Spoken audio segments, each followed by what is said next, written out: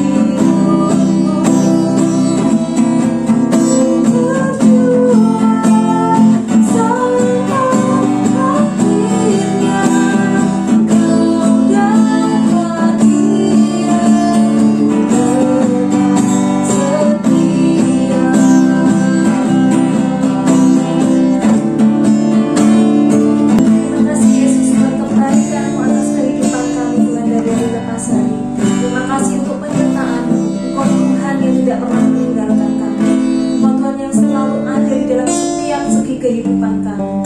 Tuhan, pagi hari ini Tuhan, kami tidak mendengar akan firman-Mu. Engkau Tuhan yang memberkati setiap kami. Biar Roh Kudus-Mu yang mengurapi kami, sehingga kami menerima firman-Mu Tuhan. Dan kami bukan hanya sebagai pendengar saja Tuhan, tetapi kami juga sebagai pelaku-pelaku firman. Terima kasih Tuhan, biarlah setiap pujian penyembahan kami naik di hadapan-Mu. Dan Engkau Tuhan yang menolong kami, memberikan kami roh pengertian, untuk kami dapat memahami setiap firman yang disampaikan. Berkati hamba-Mu Tuhan yang menyampaikan firman. Hamba-Mu penuh dengan kekurangan, tetapi Engkau Tuhan Allah yang tidak terbatas. Engkau Allah yang memberikan pengertian, dan setiap kata-kata yang keluar dari hamba-Mu, biarlah itu semua berasal daripada-Mu. Terima kasih Tuhan Yesus. Amin. Anak-anak yang dikasihi Tuhan, tiba saatnya kita akan mendengarkan firman Tuhan. Firman Tuhan pagi hari ini Miss Puspa ambil dari Yakobus 5 ayat 7 sampai dengan 12. Yakobus 5 ayat 7 sampai dengan 12. Beginilah firman Tuhan.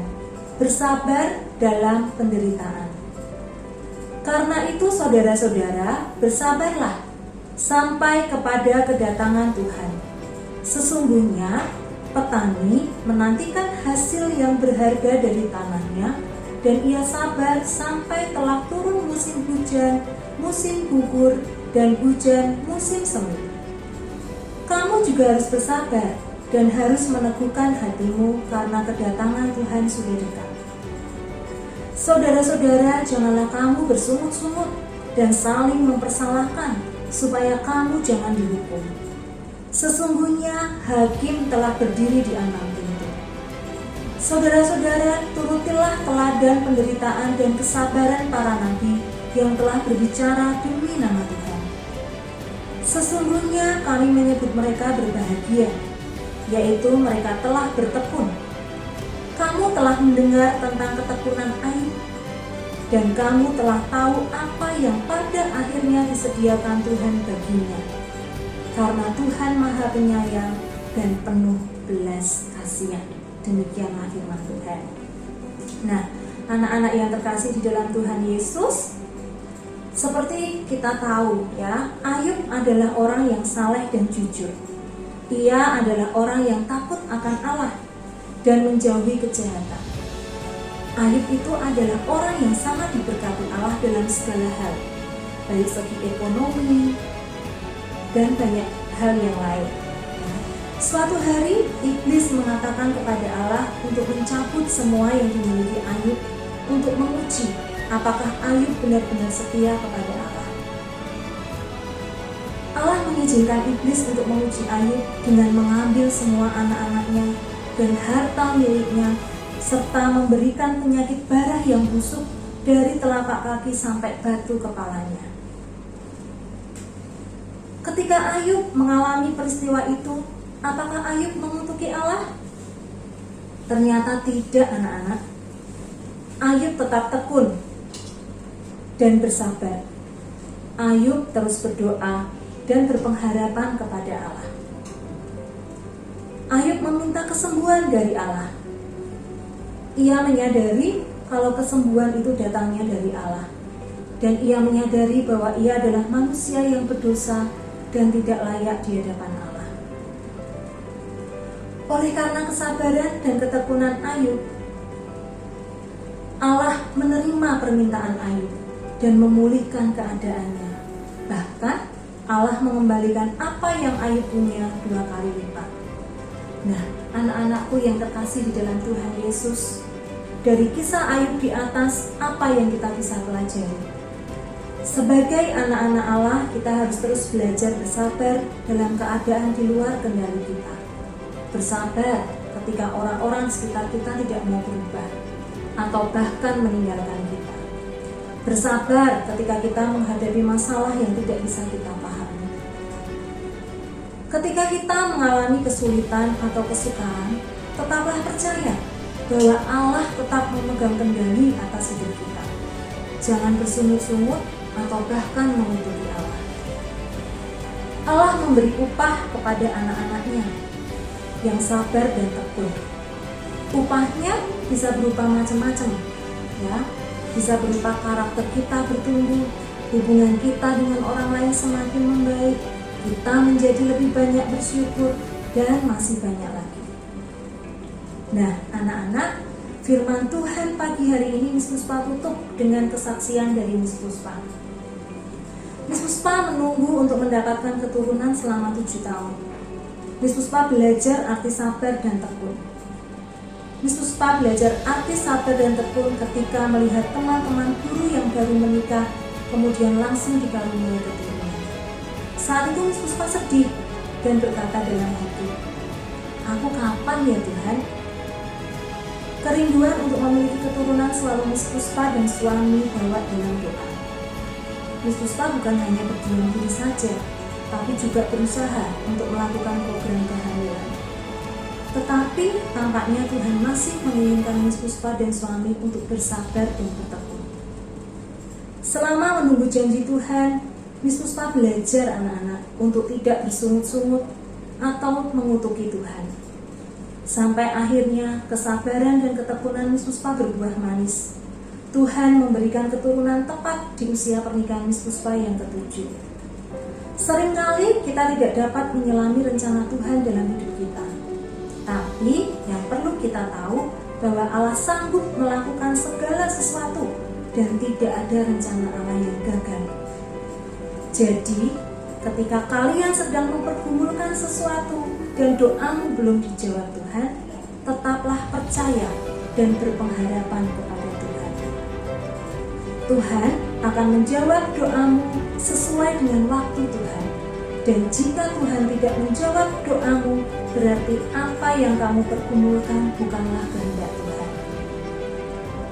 Tuhan pasti akan memberi yang terbaik dalam hidupmu, lebih dari apa yang kamu pikirkan. Amin. Mari anak-anak, kita tutup dalam doa. Terima kasih Tuhan buat firman pagi hari ini. Biarlah firman pagi hari ini memberkati setiap kami yang mendengar. Dan Engkau Tuhan yang terus memperbaharui hati kami, roh kami, jiwa kami Tuhan, dan pikiran kami. Ampuni Tuhan atas segala dosa dan kesalahan kami. Ampuni Tuhan atas kelemahan kami ketika kami sering mengeluh, ketika kami sering bersungut-sungut, ketika kami tidak bisa bersabar dalam menghadapi segala sesuatu. Kami tahu Tuhan, kami adalah manusia yang lemah, manusia yang penuh dosa. Tetapi Engkau Tuhan yang memampukan kami sebagai anak-anak-Mu untuk terus bertumbuh dan memiliki karakter seperti Engkau. Tuhan, pagi hari ini kami akan memulai kegiatan belajar mengajar. Kami memohon penyertaan-Mu Tuhan. Berikan kami hikmat-Mu, berikan kami kecerdasan, berikan kami kesehatan, berikan kami kemampuan dalam menangkap setiap materi yang disampaikan. Tuhan, kami juga berdoa Tuhan. Engkau Tuhan yang memberkati orang tua dari anak-anak ini. Berkati dalam pekerjaan mereka. Tuhan yang memberikan berkat yang berlimpah, sehingga ada sukacita, ada damai sejahtera yang senantiasa melingkupi keluarga setiap anak-anak ini. Berikan keluarga anak-anak ini juga kesehatan. Terima kasih Tuhan Yesus, terima kasih. Kami menaikkan doa permohonan kami yang tidak sempurna ini. Hanya di dalam nama Tuhan Yesus kami sudah berdoa dan mengucap syukur. Amin.